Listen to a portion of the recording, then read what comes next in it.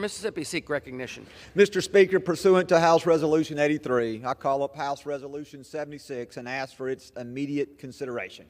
The clerk will report the title of the resolution. House Resolution 76, resolution removing a certain member from a certain standing committee of the House. Pursuant to House Resolution 83, the resolution is considered read. The resolution shall be debated for 1 hour, equally divided and controlled by the chair and ranking member of the Committee on Ethics or their respective designee. For what the gentleman from Mississippi, Mr. Guest, and the gentlewoman from Pennsylvania, Ms. Wild, will each control 30 minutes. The chair recognizes the gentleman from Mississippi. Mr. Speaker, I ask unanimous consent that all members have 5 legislative days to revise and extend their remarks and insert extraneous material on House Resolution 76. Without objection. Mr. Speaker, I yield myself as much time as I may consume. The gentleman is recognized. Mr. Speaker, I come today to the floor pursuant to the process put in place by the previous majority in the 117th Congress. At that time, I served as a member on the House Ethics Committee. Today, I serve as chair of that committee. Roughly 2 years ago, on February 4th, 2021, I publicly warned of the dangerous precedent set by the previous majority as they put in place an unprecedented process to remove minority members from their committee assignments. 2 years ago, Democrats offered a resolution. That resolution, based on Clause 1, House Rule 23, removed a Republican member from all committees and referred the matter to the House Ethics Committee. However, the process instituted at that time by Speaker Nancy Pelosi bypassed any Ethics Committee involvement and brought the matter directly to the House floor for a vote. I and many of my Republicans warned that this majority veto over the minority party's committee assignments appointments removed important rights of the minority party. Republican members also warned that this process set a precedent that future majorities would follow to remove members from committee assignments. Following the roadmap previously approved by the Democrat-controlled 117th Congress, we are here today to debate and to consider House Resolution 76, a resolution to remove Representative Omar from serving on the Committee on Foreign Affairs. Today's resolution, as it relates to Representative Omar, details 6 statements she made as a sitting member of Congress that under the totality of the circumstances disqualify her from serving on the Committee on Foreign Affairs. It is important to note that this resolution is very narrowly tailored and does not prevent Representative Omar from serving on other committees. House Resolution 76 instead simply states that she cannot serve on a committee that receives classified briefings and is responsible for maintaining international diplomacy. The Committee on Foreign Affairs is a prestigious committee viewed by nations around the world, both allies and adversaries, as speaking for Congress on matters of international importance and national security. All members, both Republican and Democrats alike, who seek to serve on foreign affairs should be held to the highest standard of conduct due to the international sensitivity and national security concerns under the jurisdiction of this committee. Based upon the important mission of this committee and the precedent previously set to remove members from their committee assignments, I support this resolution today. Mr. Speaker, I reserve the balance of my time. The gentleman from Mississippi reserves. The gentlewoman from Pennsylvania is recognized. Thank you, Mr. Chair. I rise in opposition to this resolution, and I will yield myself such time as I may consume. The gentlewoman is recognized. Thank you. I rise as the ranking member of the Ethics Committee, a body that I am proud to have served on throughout my entire time in Congress, And I also rise as a member of the House Foreign Affairs Committee, which I've also served on throughout my time in Congress. Many people don't understand the nature of the Ethics Committee. It's a unique body within this Congress. It consists of an equal number of Democrats and Republicans, and it offers a mechanism by which complaints against members of Congress and high-ranking staff can be vetted, investigated, and adjudicated on pretty much of a confidential basis by the members of the committee. And I'm very pleased, what may really surprise people is to know that we often come to completely unanimous decisions in that very bipartisan committee. So with that said, I'm disappointed that my colleagues in the majority are choosing as one of their very first exercises of authority in this Congress to pursue vengeance over governance. Governance would be to allow this resolution, which has been referred to the Ethics Committee, to proceed through the committee's regular process. The Ethics Committee is charged with determining whether member behavior violates the Code of Official Conduct, and when warranted by a violation, recommending that the House adopt sanctions or restrict certain privileges like service on committees. I strongly urge a return to the days of civility, which would be nice to see here in this body, in which I think the American people would very much welcome. And, you know, one of the ways of doing that is to have this chamber allow the Ethics Committee to do its work, so that we avoid a situation where every couple of years, when there is a transfer of power between one party to the other, we don't see these constant efforts to boot people from committees based on past actions. If a member does something egregious that is worthy of a complaint, any member can bring a complaint to the Ethics Committee, and it can be dealt with there. The majority is seeking to advance this resolution they're trying to advance it before the Ethics Committee, and yet the Ethics Committee has not yet even adopted its rules, held an organizational meeting, or convened for the first time this Congress. I want to address the issue of due process. During the rules meeting leading up to today's vote, a number of concerns were expressed, and it's been reported in the media as well, concerns about due process. The resolution, House Resolution 76, claims that any member reserves the right to bring a case before the Committee on Ethics as grounds for an appeal to the Speaker of the House for reconsideration of any committee removal decision. Notably, that language is contained in one of the whereas clauses, not in the resolved clause, which is the only binding part of this resolution. And by the way, it's even been conceded by members of the GOP that the whereas clause, the quote is, merely references an existing process and in no way begins an appeal procedure or guarantees her committee seat will be reconsidered. It's non-binding and not actionable, a senior GOP aide told Politico on Tuesday. Well, in fact, I agree with that quote, with the exception that where it says that the clause added references an existing process. You can take that down. There is no such existing process.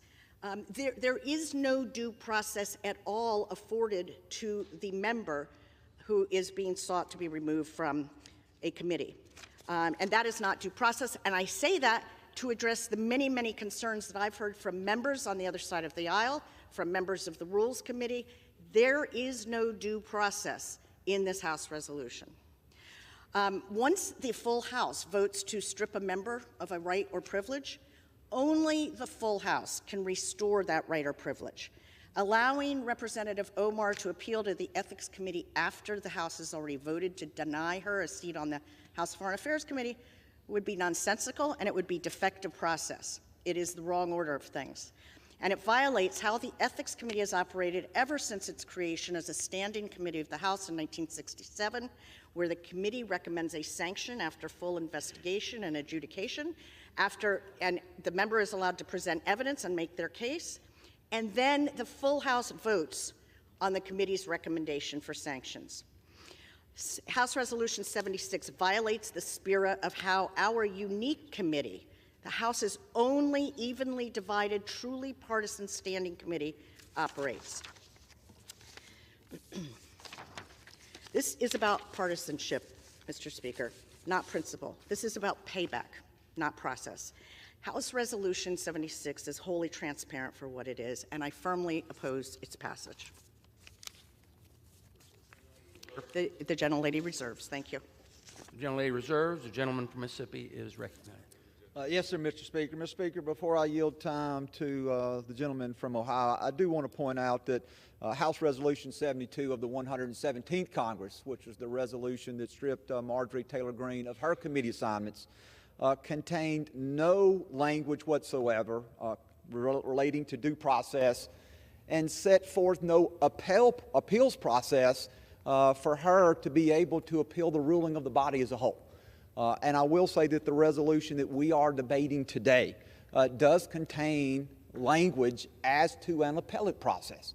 So I do believe that the resolution that we are debating today does contain additional rights to the member that we are seeking to remove than what was offered in House Resolution 72 as it relates to Marjorie Taylor Greene. Mr. Speaker, at this time I would yield 6 minutes to Max Miller from the great state of Ohio. The gentleman is recognized for 6 minutes. Thank you, Mr. Speaker, and I thank the gentleman from Mississippi for yielding. Mr. Speaker, the House Committee on Foreign Affairs has broad jurisdiction over national security and foreign policy, peacekeeping and peace enforcement, international law, and the promotion of democracy, and many other critical issues that require its members to be both objective and credible. Members of the Committee on Foreign Affairs represent the United States abroad and are regarded as credible emissaries of American foreign policy. Their words have significant weight in guiding our relations with other countries and are relied upon by world leaders. Most importantly, our allies such as Israel, the forever home of the Jewish people. But what happens when a committee member is no longer viewed as a credible emissary of our foreign policy? What if a member is barred from visiting one of our allies because of their prejudiced comments? How can members who are unable to engage with our allies in a constructive manner be considered credible members of the committee? Well, the gentlelady's discriminatory comments disqualified her from traveling to Israel in 2019. Prime Minister of Israel, Benjamin Netanyahu, would not allow Representative Omar to enter, saying, "We respect all political parties in the United States equally. However, we will also respect ourselves. Whoever comes to impose boycotts on us and to deny the legitimacy of the State of Israel, we will not allow them entry." Yes, the gentlelady disqualified herself from entry into one of the most important countries allied with the United States. Over the past 75 years, Israel has been a steadfast ally of the United States. Israel has stood by us through the volatility in the Middle East, and this alliance has been critical to our own national security. How can someone not welcomed by one of our most important allies serve as an emissary of American foreign policy on the Foreign Affairs Committee? And given her biased comments against Israel and against the Jewish people, how can she serve as an objective decision maker on the committee? Let's take a look at some of the gentlelady's comments.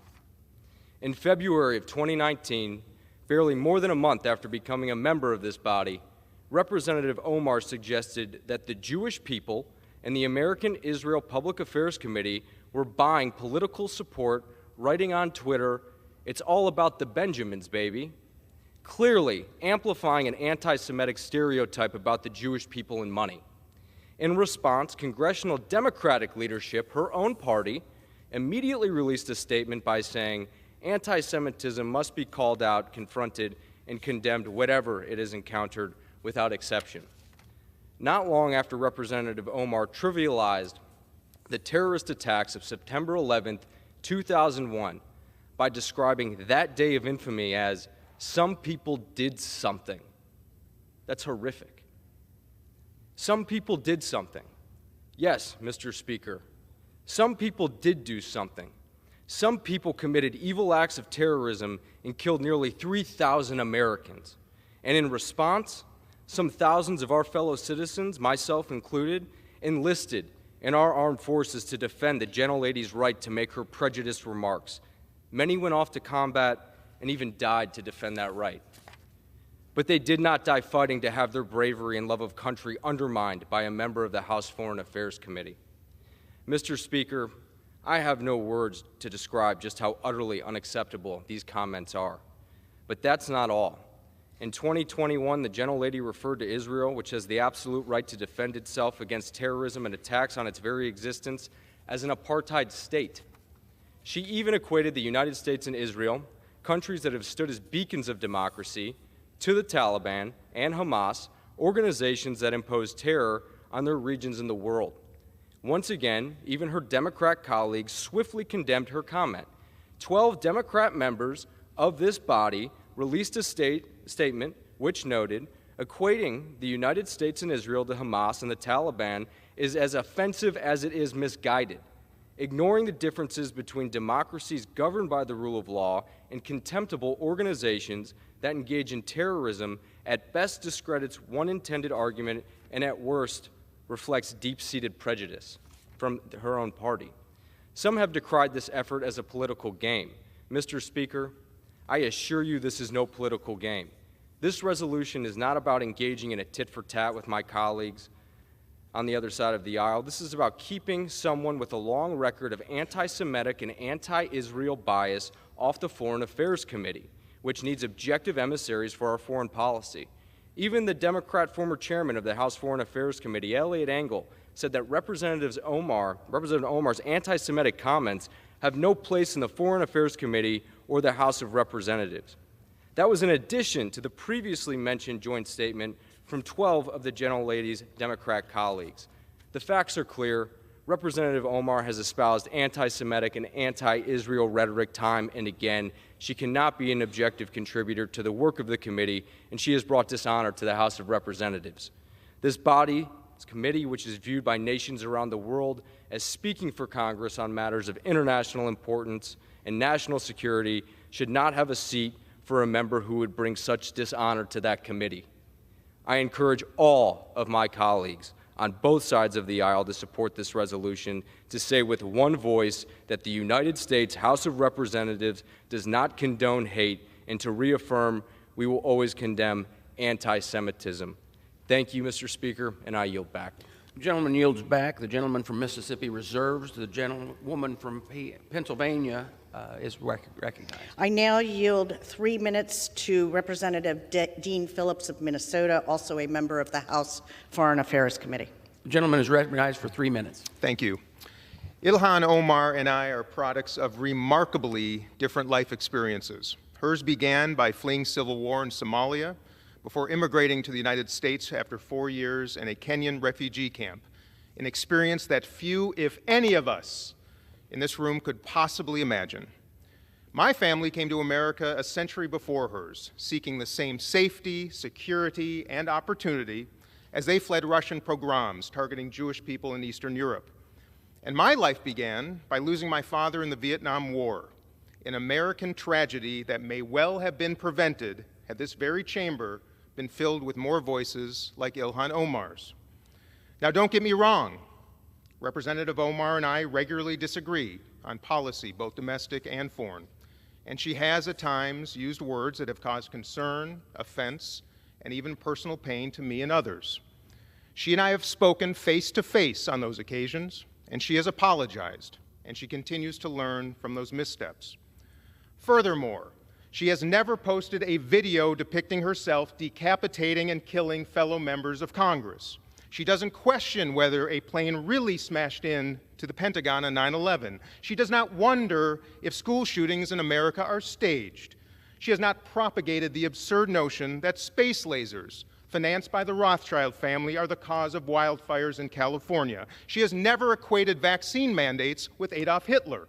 And she has never, ever expressed support for executing leaders of the United States Congress. Now, being a conspiracy theorist alone is not grounds for removal from committees, I'll admit that. But depicting violence or supporting violence against fellow members of Congress is grounds for removal, be it a Democrat or a Republican. But no one has accused Representative Omar of depicting or supporting violence against anyone in this chamber. So why will 90% of Jewish members of the United States House of Representatives vote to maintain her committee assignment? Quite simply, because we believe in the human capacity to learn from mistakes, to make amends, and that atonement should be rewarded, not punished. We also believe that the most dangerous acts by elected officials in a democracy are to silence voices of dissent, even those with which we fundamentally disagree. And that's what this is about, silencing and canceling. How ironic. Furthermore, this is the very weaponization of anti-Semitism that I, as a Jewish person, find repulsive, I find dangerous, and above else, shameful. Yes, shameful. So to my friends across the aisle, if you really are sincere about defeating anti-Semitism in America, how about ask us? How about ask us what we need? And let me assure you, you might be surprised by the answer. I yield back. The gentleman yields back. The gentlewoman from Pennsylvania reserves, and the gentleman from Mississippi is recognized. Thank you, Mr. Speaker. I yield 2 minutes from the representative from the great state of Tennessee, Mr. Kustoff. The gentleman from Tennessee is recognized for 2 minutes. Thank you, Mr. Chairman. Thank you, Mr. Speaker. I rise today in support of the resolution to remove Congresswoman Omar from the House Foreign Affairs Committee for her anti-Semitic speech, comments, and rhetoric. No doubt, words have meaning. When a member of Congress stands in this chamber, or at home, or in their district, the nation and the world pays attention to what they say and how they say it. When a member of Congress makes hateful and anti-Semitic remarks, they're amplified. They are magnified. Even more so when that member sits on the House Foreign Affairs Committee. The committee tasked with helping set policy and providing oversight over our nation's relationship with Israel and with Jewish communities around the world, it is imperative that this body not only speaks against anti-Semitism, but also holds accountable those who spread such hateful beliefs. As our nation's leaders, we have the ability and the responsibility to help combat anti-Semitism and ensure that our children, tomorrow's leaders, are taught that such rhetoric is unacceptable. Let's be clear, anti-Semitism has no place in the halls of the Congress, nor in our national conversation, and I stand here today in solidarity with the Jewish community to send a strong message that the United States House of Representatives does not tolerate such behavior. I urge my colleagues to support the resolution, and I yield back the balance of my time. The gentleman yields back. The gentleman from Mississippi reserves. The gentlewoman from Pennsylvania is recognized. I yield 1 minute to the minority whip, Catherine Clark. The gentlelady is recognized for 1 minute. Thank you to the gentlelady from Pennsylvania for yielding. The Speaker of the House wrote this week that removing Democrats from their committees was motivated by integrity. Integrity? Is that the quality of honesty and acting with moral principle? There is no integrity here. Congresswoman Omar is a committed, hardworking, and highly valued member of the Foreign Affairs Committee. A refugee and a survivor of war, she knows firsthand how much is at stake in its work. It is too serious of a subject to be subjected to partisan games by the Republican majority. But that's how the GOP has decided to govern. Not with solutions, but with political stunts. How can my colleagues across the aisle talk about integrity and honor as they empower the most extreme voices in their party, as they claim due process has been added in when there is none, as they promote conspiracy theories? Fired. Can I go through 30 seconds? I hereby yield 30 seconds. As they stack some of our most critical committees with election deniers. It is too late to inject integrity into this sham process, but we, as members, can inject our own by voting no on this resolution. Gentlewoman yields back. The gentlewoman from Pennsylvania Reserves. is reserving. The gentleman from Mississippi is recognized. Thank you, Mr. Speaker. Mr. Speaker, I yield 2 minutes to the gentlelady from the great state of New York, Nicole Malliotakis. The gentlewoman from New York is recognized for 2 minutes. Thank you, Mr. Speaker. We've heard from my colleagues the reasons why the Representative Omar should be removed from this committee, but I feel like all the reasons have not just yet been stated, which is why I rise to add for the record. We've heard about the comments that were made regarding anti-Semitism and anti-Israeli views, but I rise to add to the record that as a member of the Foreign Affairs Committee, I've sat there and heard the representative actually spew anti-American rhetoric as well. I've been in that committee room where the representative equates Israel and the United States to Hamas and the Taliban. Absolutely unacceptable for a member of that committee. I've also heard the representative equate that it is the United States' fault that there is turmoil in Venezuela, that is not because of the oppressive socialist and communism that has spread throughout Central and South America, in Venezuela at the hands of the Maduro and Hugo Chavez regimes. That is unacceptable. And as a New York representative, to hear the representative belittle, to try to diminish the worst terrorist attack on United States soil on September 11, 2001, as some people did something, that is unacceptable as well. And I hold the same standard for this side of the aisle that I do the other, because when another colleague on my side said something about 9/11, I also voted to have her removed from the Education Committee because I thought that was inappropriate. So I'm being consistent here, and I hope my colleagues will do the same to show that this is about consistency and accountability, because we should not have an individual with those views on the committee that is tasked with representing our country and our Congress to foreign nations. I yield back. The gentlelady yields back. The gentleman from Mississippi reserves. The gentlewoman from Pennsylvania is recognized. I yield 1 minute to the former Majority Leader, Representative Steny Hoyer of Maryland. The gentleman is recognized for 1 minute.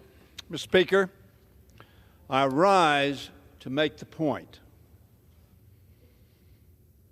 The two individuals that we removed from committees were not removed for their speech.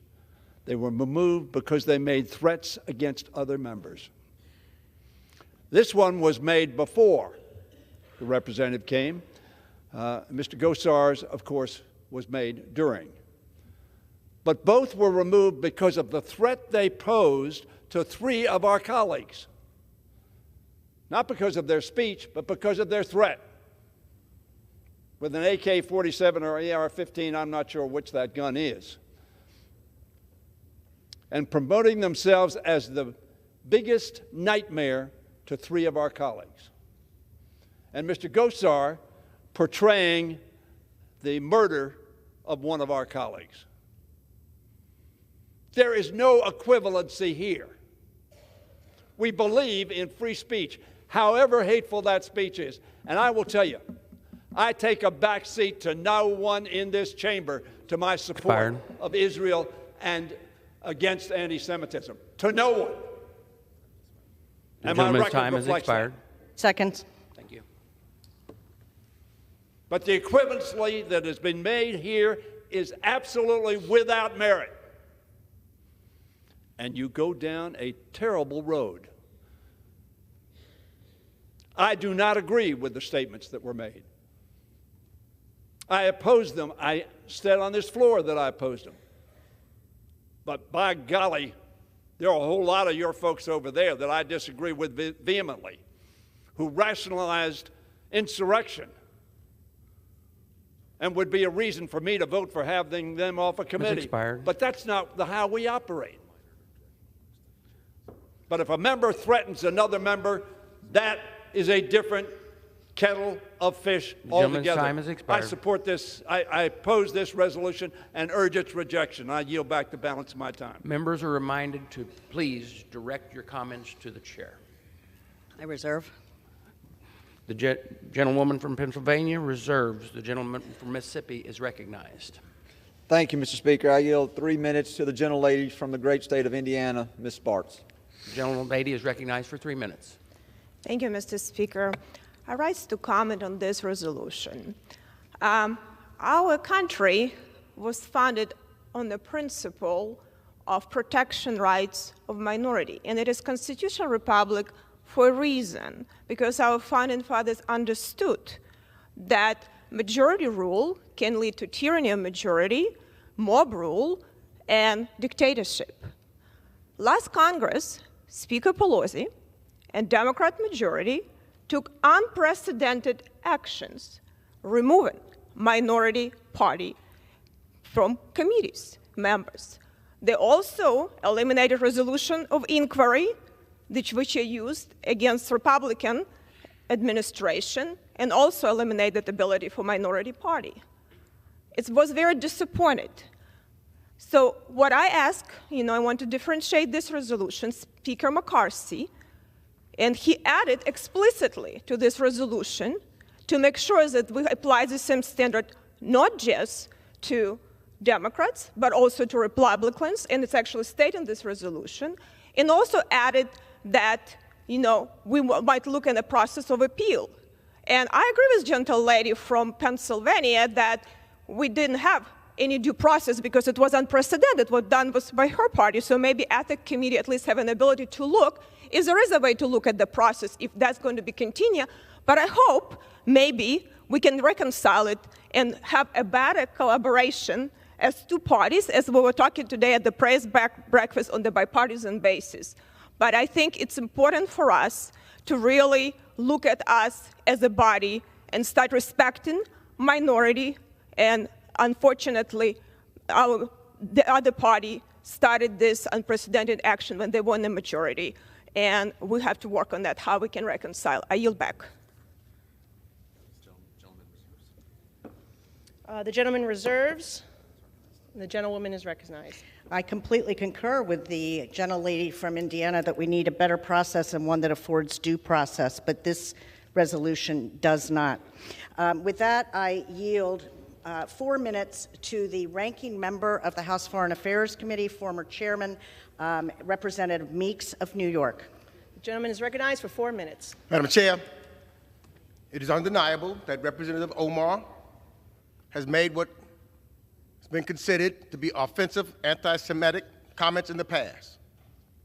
It is also undeniable that Representative Omar has apologized, learned, and been a reliable and productive member of the Foreign Affairs Committee. And I've watched her work with her colleagues on both sides of the aisle. She cares about her country. She cares about our national security. She cares about diplomacy. Her perspective is invaluable to the House Foreign Affairs Committee. She's a refugee and the only African-born Muslim member of the Foreign Affairs Committee. We know that diverse perspectives strengthen our policymaking and national security. Losing Representative Omar's voice on the committee to extremist politics would be a shameful mark on this body, harmful to the interests of the American people and our image abroad, and damage to democracy itself. I also know the sheer hypocrisy of Speaker McCarthy and members of his party looking to deny Representative Omar a seat on the Foreign Affairs Committee is rich. This resolution is not about addressing dishonor or respect for the House. This resolution is not about addressing anti-Semitism. If it were, there'd be other members named in this resolution. For example, on October 18th, on October of 2018, a Republican member tweeted, "We cannot allow Soros, Steyer, and Bloomberg to buy this election and get out the vote for Republicans November 6th, MAGA." That was the Speaker of the House. The tweet included a video featuring the member discussing George Soros, Tom Steyer, and former New York Mayor Michael Bloomberg, all Jewish men who are significant donors of the Democratic campaigns and causes. Were these the only wealthy Democratic donors he could choose from? Jewish money buying elections is a stereotype about the Jewish faith popular among the alt-right. And I recall no apology, unlike Representative Omar, to or for this tweet. This is far from the only example of the hypocrisy. Representatives on the Republican side have defended and agreed with well-known white supremacist and anti-Semite Nick Fuentes and spoken at Fuentes events. Other Republican members have claimed the Zionist supremacists are conspiring to flood Europe and with migrants in order to replace the white populations there.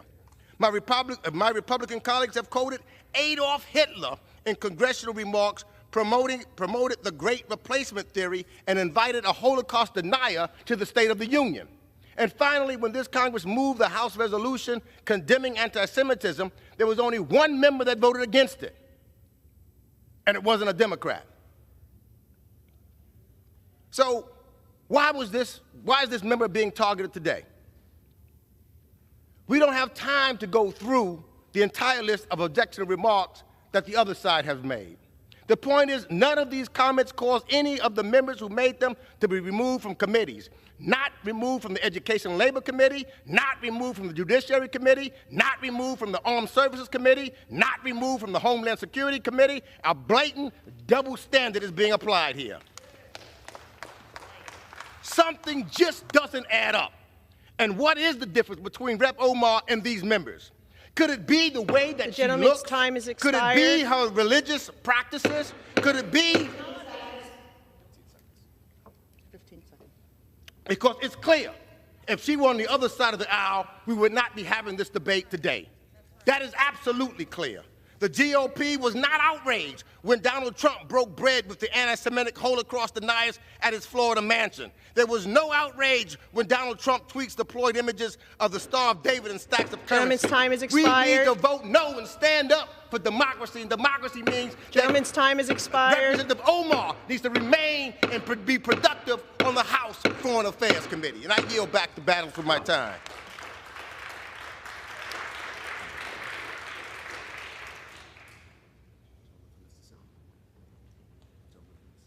The gentleman from Mississippi is recognized.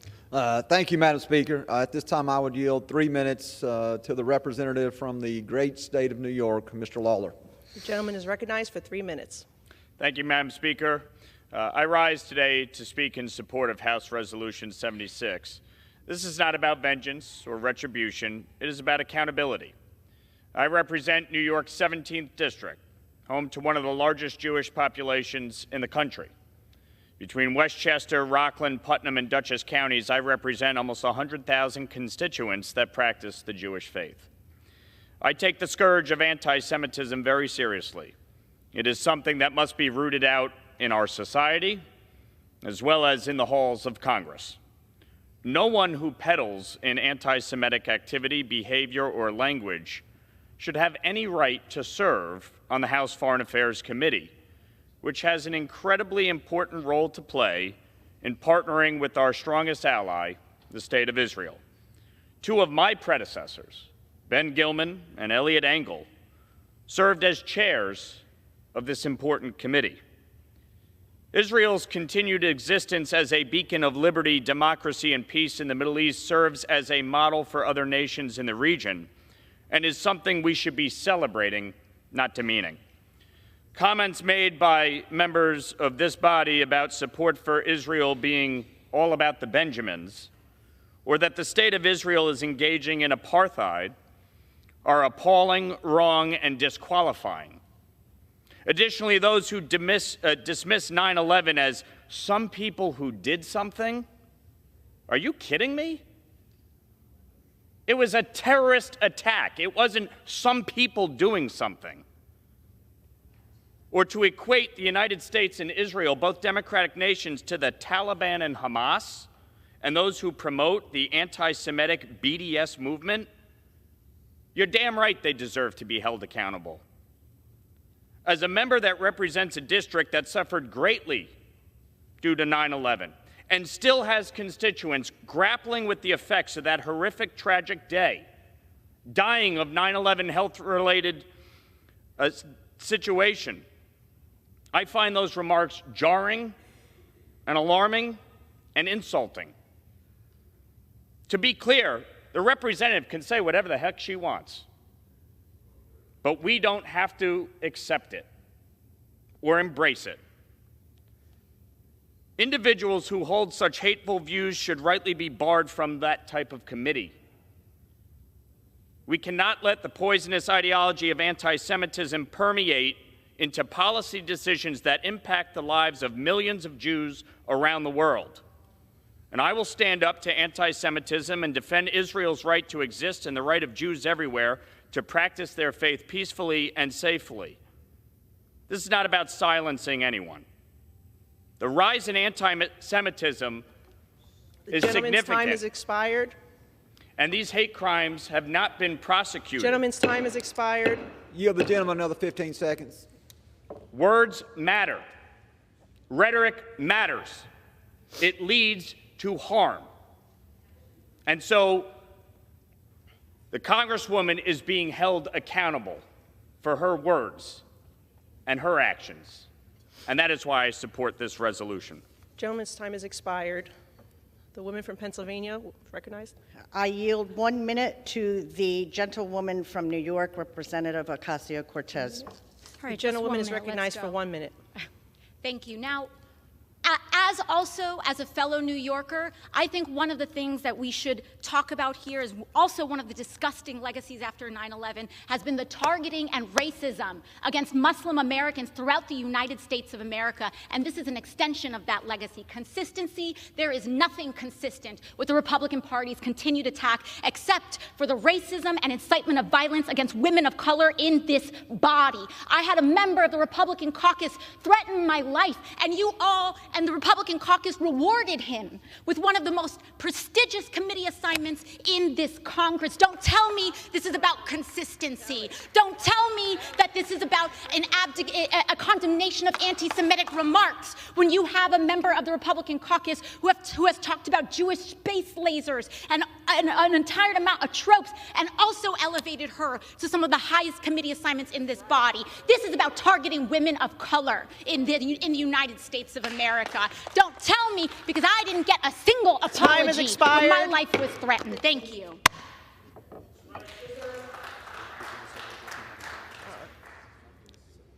The gentleman from Mississippi is recognized. Reserve at this time, Madam Speaker.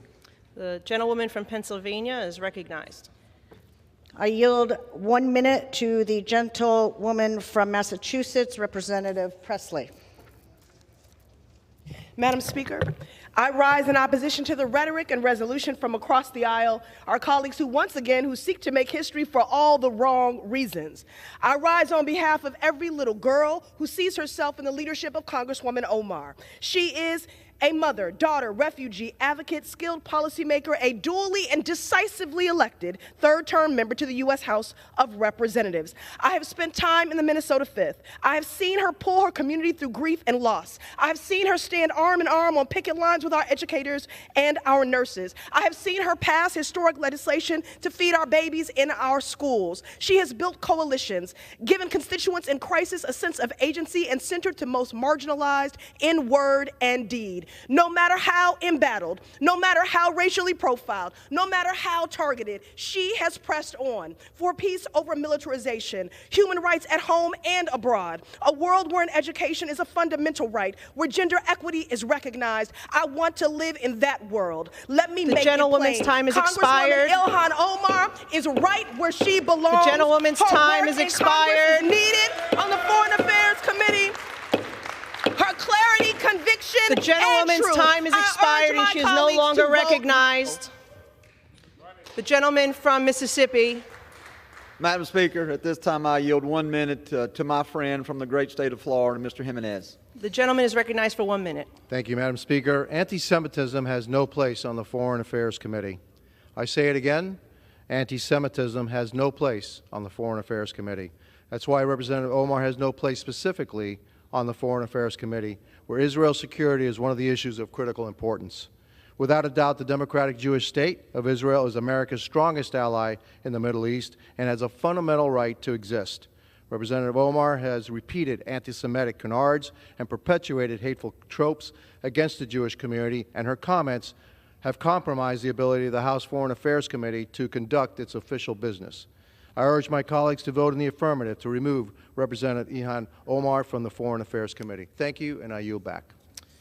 All right, the gentleman from Mississippi is reserved, and the gentlewoman from Pennsylvania is recognized. I yield 1 minute to the gentlewoman from Missouri, Representative Bush. The gentlewoman is recognized for 1 minute. St. Louis and I rise in support of Congresswoman Ilhan Omar. I've been to her district. I've spoken with her constituents. We visited marginalized communities globally together. This institution is better because of her leadership, and the Foreign Affairs Committee benefits from her perspective. So let's talk about what's really happening. Republicans are waging a blatantly Islamophobic and racist attack on Congresswoman Omar. And I've said it before, I will say it again. The white supremacy happening is unbelievable. This is despicable. It is Congresswoman Omar who has been harassed at her job for simply existing as a Muslim woman in Congress. It is she who has been attacked by a member of this body, ridiculing her as a potential terrorist for simply existing as a Muslim woman in this Congress. So rather than bring an actual accountability, any accountability to Congress, they bring this offensive resolution to the floor. This is just a bunch of racist gaslighting. We all know it. Vote no. The gentlewoman from Pennsylvania reserves, and the gentleman from Mississippi is recognized. We reserve at this time. The gentlewoman from Pennsylvania is recognized. I yield 1 minute to the gentleman from California, Representative Swalwell. The gentleman is recognized for 1 minute.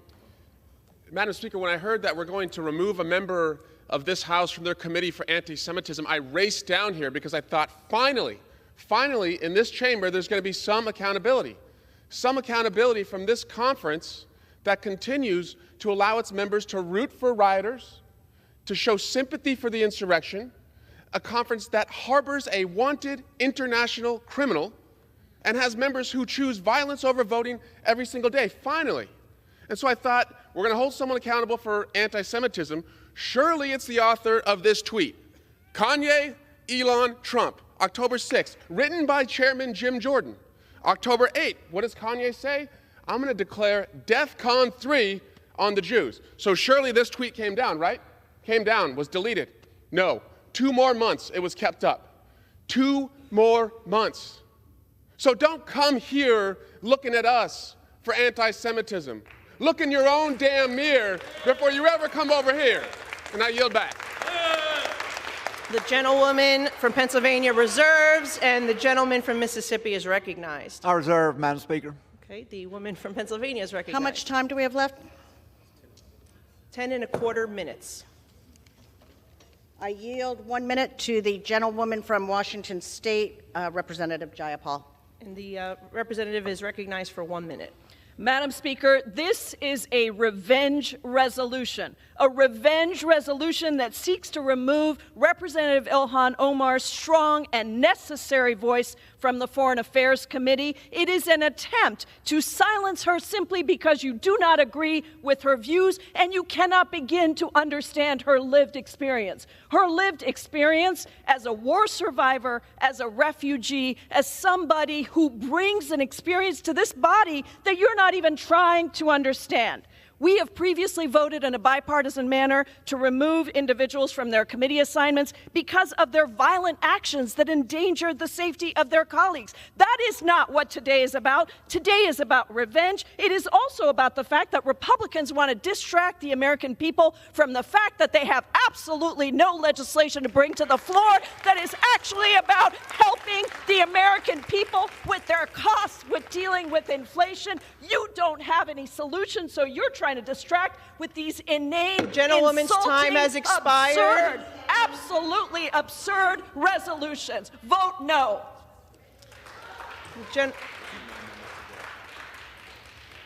remind members to direct their remarks to the chair, and the gentlewoman from Pennsylvania reserves, and the gentleman from Mississippi is recognized. I reserve as well at this time. The gentlewoman from Pennsylvania is recognized. I yield 1 minute to the gentleman from California, Representative Schiff. And the gentleman from California is recognized for 1 minute. Madam Speaker, I rise in strong opposition to this resolution. First, as to the false pretext, 2 members of the Republican conference were removed from committees for inciting violence, encouraging violence against their colleagues. There is nothing at all at issue like that here. You want to introduce a resolution to condemn someone for inciting violence against their colleagues or against people here in Congress? Introduce a resolution against Donald J. Trump. No one has incited more violence against this chamber than Donald Trump. Now, let me talk about anti-Semitism. Do not insult our intelligence by suggesting this is about anti-Semitism. You want to introduce a resolution against someone guilty of anti-Semitism? Introduce a resolution against someone dining with anti-Semites, someone dining with white nationalists, members of your conference who are speaking at white nationalist rallies. Introduce a resolution against Donald J. Trump, Marjorie Taylor Greene, Paul Gosar, and others. But do not The gentleman's time has insult our expired. intelligence by saying this is about anti-Semitism. The gentleman's time Vote has no on this expired. resolution. The woman from Pennsylvania reserves. The gentleman from Mississippi is recognized. I reserve. The gentlewoman from Pennsylvania is recognized. I yield 1 minute to the gentleman from Wisconsin, Representative Pocan. And the gentleman from Wisconsin is recognized for 1 minute. This is a new low. The majority party uplifts and seats on committees a member who has a history of pathological lying, but wants to remove someone who even Republican members of Congress admit is a talented member of the Foreign Affairs Committee. Want to oust people for what they've said? How about a member of the majority party who said that Jewish space lasers set forest fires in California? No, she's seated on a committee.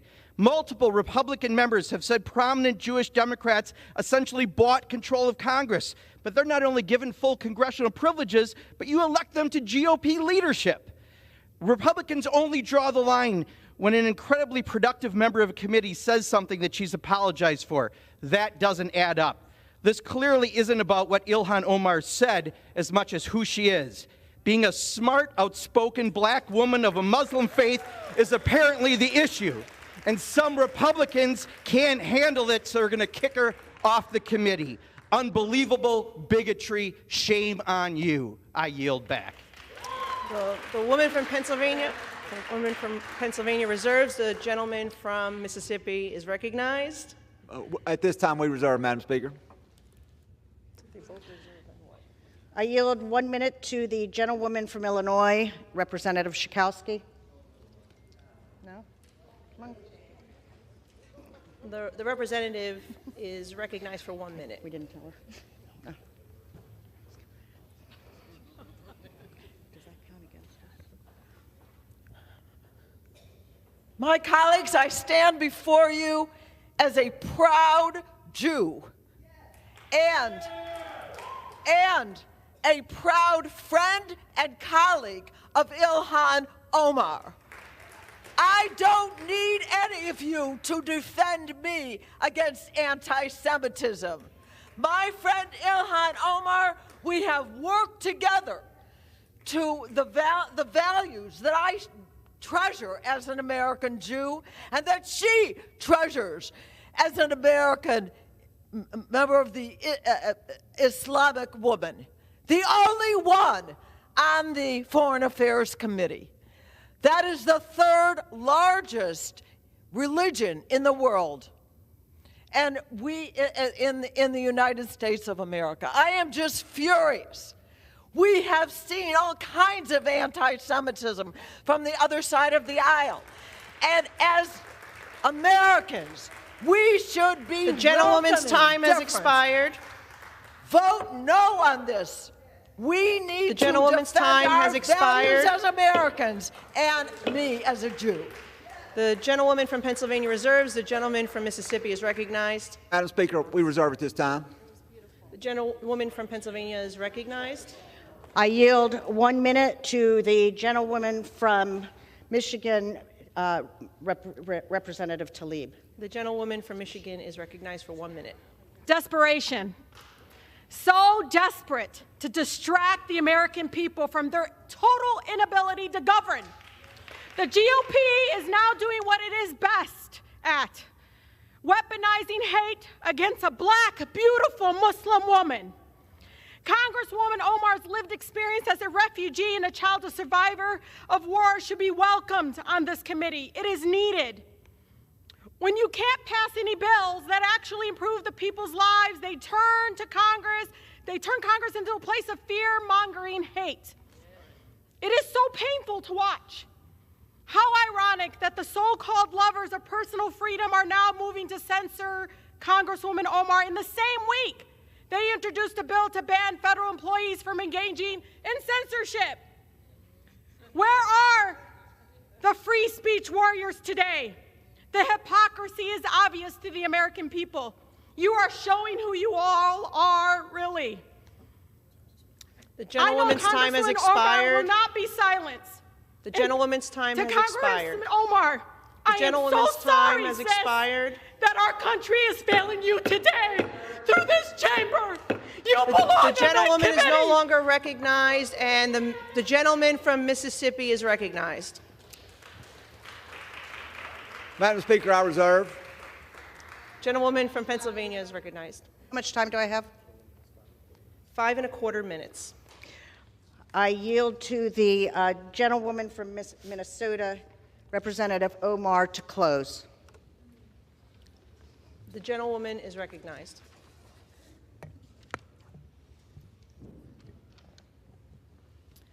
This debate today, it's about who gets to be an American. What opinions do we have to be counted as Americans? This is what this debate is about, Madam Speaker.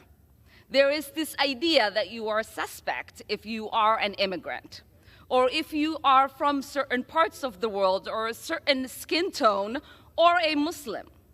It is no accident that members of the Republican Party accused the first Black president, Barack Obama, of being a secret Muslim. It is no accident that former President Donald Trump led a birther movement that falsely claimed he was born in Kenya. Because to them, falsely labeling the first and only President of the United States of America a Muslim and African immigrant somehow made him less American. Well, I am Muslim. I am an immigrant, and interestingly, from Africa. Is anyone surprised that I am being targeted? Is anyone surprised that I am somehow deemed unworthy to speak about American foreign policy? Or that they see me as a powerful voice that needs to be silenced? Frankly, it is expected, because when you push power, power pushes back. Representation matters. Continuing to expand our ideas of who is American and who can partake in the American experiment is a good thing. I am an American who was sent here,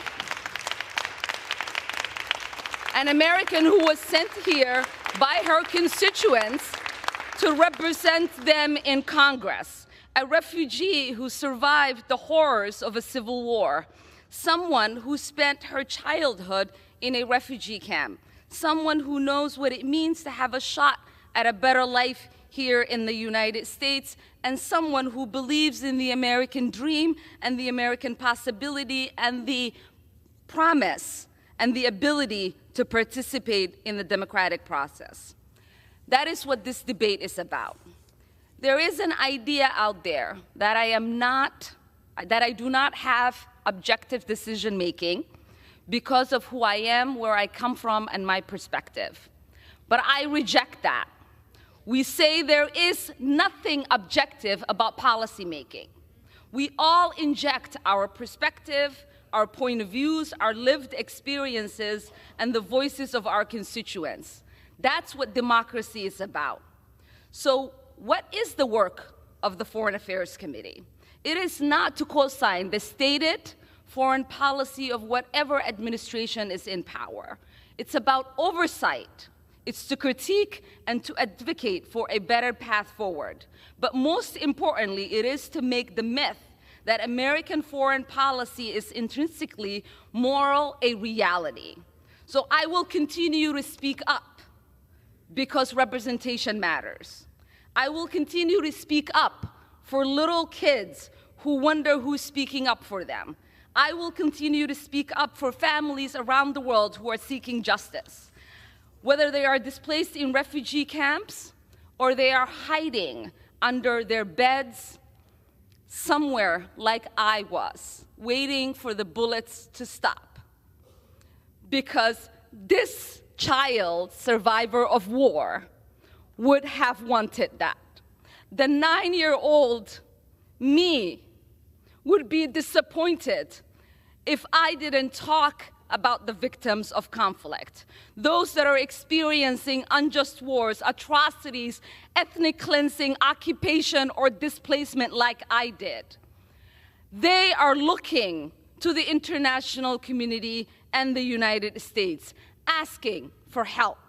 They look to us because the international community and the United States profess the values of protecting human rights and upholding international law. So we owe it to them not to make this a myth, but a reality. I didn't come to Congress to be silent. I came to Congress to be their voice. And my leadership and voice will not be diminished if I am not on this committee for one term. My voice will get louder and stronger, and my leadership will be celebrated around the world as it has been. So take your vote or not. I am here to stay, and I am here to be a voice against harms around the world and advocate for a better world. I yield back. Okay, the gentleman from Mississippi is recognized.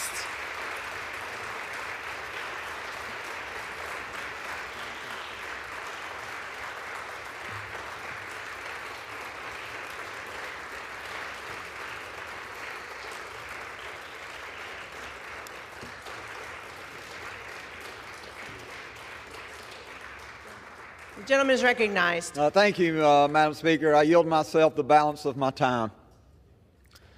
In closing, I want to adopt the comments that were made by then Chairman of Foreign Affairs, Eliot Engel. In late February 2019, Chairman of Foreign Affairs Engel, after a third anti-Semitic statement in just over 2 weeks, 17 days to be exact, then Chairman Engel said these words: "It is unacceptable and deeply offensive to call into question the loyalty of fellow American citizens based on their political views, including support for the U.S.-Israel relationship. We all take the same oath." Worst, Representative Omar's comments leveled that charge by invoking a vile anti-Semitic slur. Chairman Engel went on to say that such comments have no place in the Foreign Affairs Committee or the House of Representatives. I agree with the statements made by Chairman Engel. Not only do Representative Omar's comments have no place in the Foreign Affairs Committee, I hold that anyone who makes such statements have no place serving on the Foreign Affairs Committee. And I ask all members to support this resolution removing Ms. Omar from the Committee on Foreign Affairs. And I yield back. All right, the gentleman yields back. All time for debate has expired. Pursuant to House Resolution 83, the previous question is ordered on the resolution and the preamble. The question is on adoption of the resolution. Those in favor say aye. Aye. Those in favor say no. No.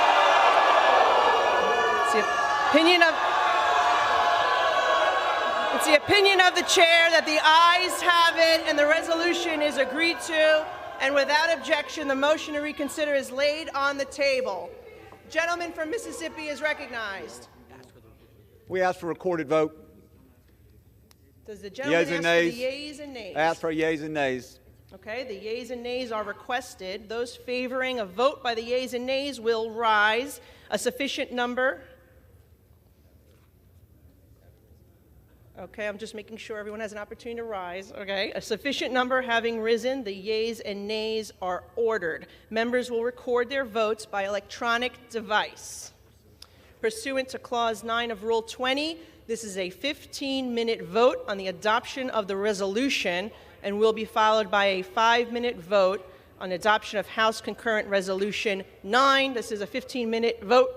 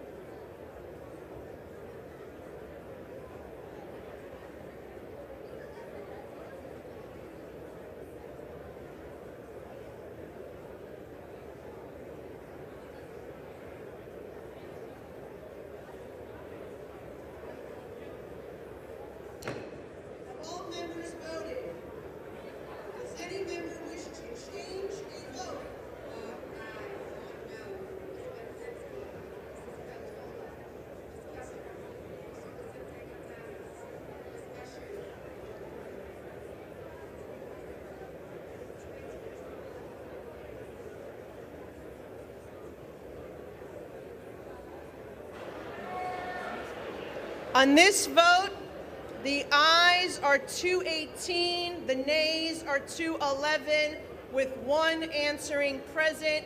The resolution is adopted.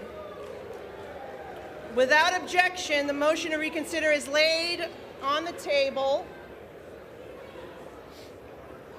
Pursuant to Clause 8 of Rule 20, the unfinished business is the vote on adoption of House Concurrent Resolution 9, on which the ayes and nays are ordered. The clerk will report the title of the concurrent resolution. House Concurrent Resolution 9. Concurrent resolution denouncing the horrors of socialism. The question is on adoption of the concurrent resolutions. Members will record their votes by electronic device. This is a 5-minute vote.